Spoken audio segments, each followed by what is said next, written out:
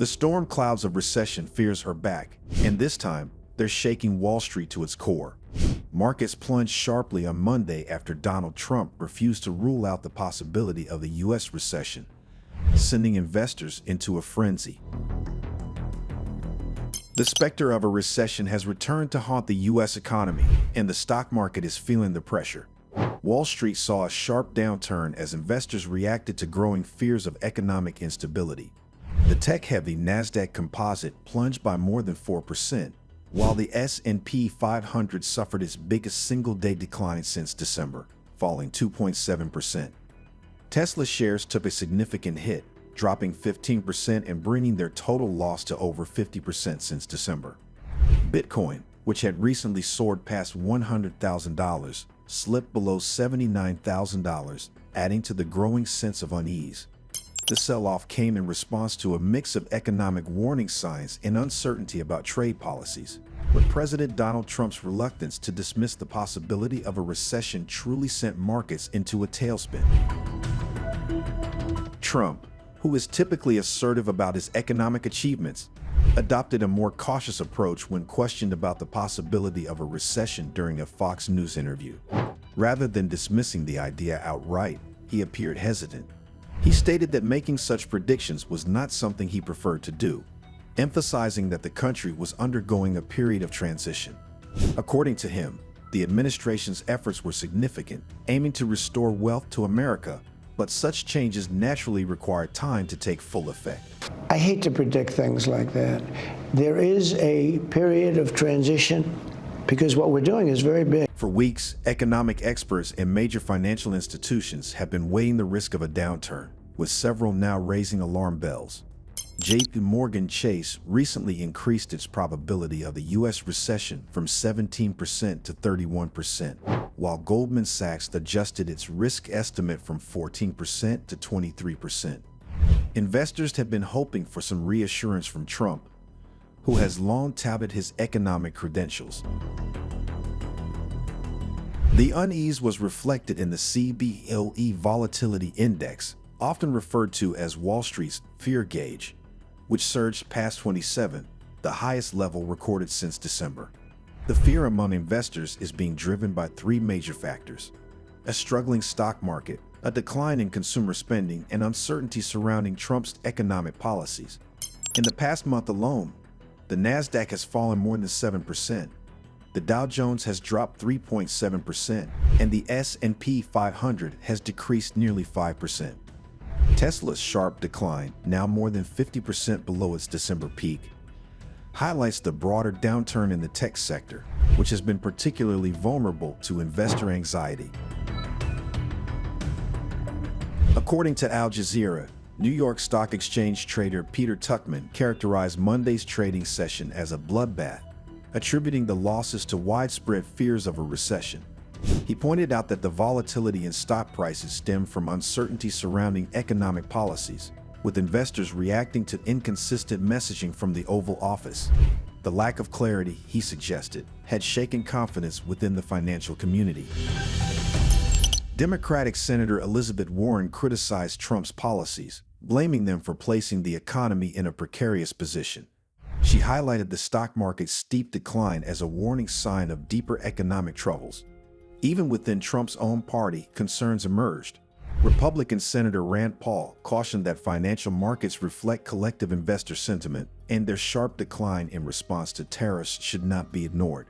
He emphasized that such reactions indicate broader unease about the administration's economic approach. Despite the market turmoil, Kevin Hassett, head of Trump's National Economic Council, downplayed recession concerns. In an interview with CNBC, he referred to the recent economic data as temporary fluctuations rather than signs of a deeper downturn. Hassett expressed confidence that while the first quarter might show marginal growth, the second quarter would see significant improvement as the effects of tax cuts became more apparent. Just be very wary, Joe, of conversations about recession or not given that we had 2 negative quarters. That used to be a recession under Biden, and then that wasn't a recession. I think that what's going to happen is the first quarter is going to squeak into the positive category, and then the second quarter is going to take off as everybody sees the reality of the tax cuts. Like, everybody's talking again a lot about uncertainty. For sure, there is some uncertainty over exactly how the trade policy will work itself out, but the tax policy is almost sure to work the way people are describing it in the House and the Senate bills. The deregulation is already underway, and the drilling, baby drilling, is going as well. And so there's a heck of a lot of uncertainty that's resolved. I think that in the end, the trade policy uncertainty is the one thing that people will see, and that is going to be resolved in early April, as President Trump has said. And so I think that we're pretty close to having the uncertainty behind us, and as you know, when that happens, then the economy really lifts off. Beyond the stock market, consumer behavior is also signaling trouble ahead. Consumer spending, which accounts for roughly 2/3 of the U.S. GDP, dropped by 0.2% in January. This may seem like a minor decline, but it was the largest monthly decrease in almost 4 years and the first drop since March 2023.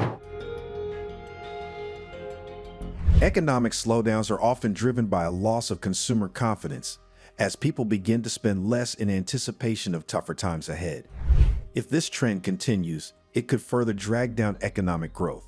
Some analysts suggest that the decline in spending may have been influenced by temporary factors such as winter storms and wildfires, which disrupted normal purchasing patterns.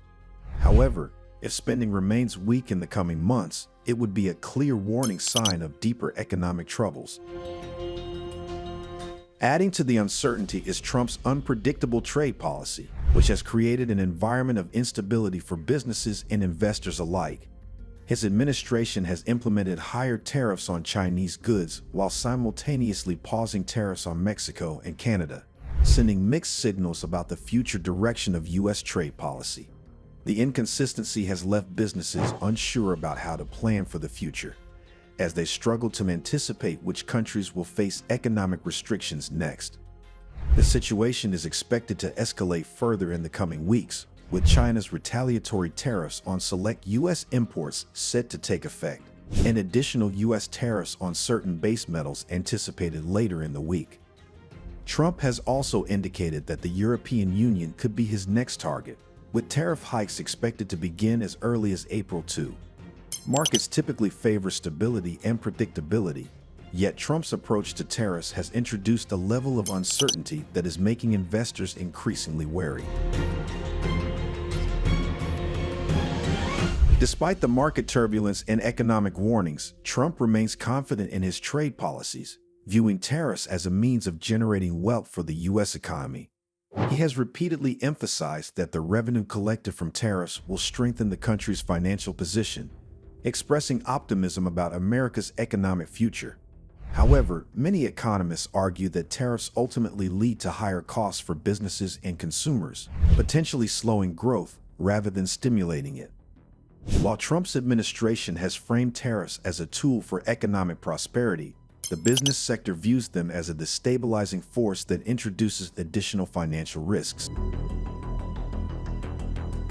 The big question remains: is the U.S. economy on the verge of a full-scale recession, or is this merely a temporary slowdown? The coming months will be crucial in determining the direction of the U.S. economy. If Trump continues to escalate trade tensions, the uncertainty could deepen, affecting not only the U.S. but also global markets.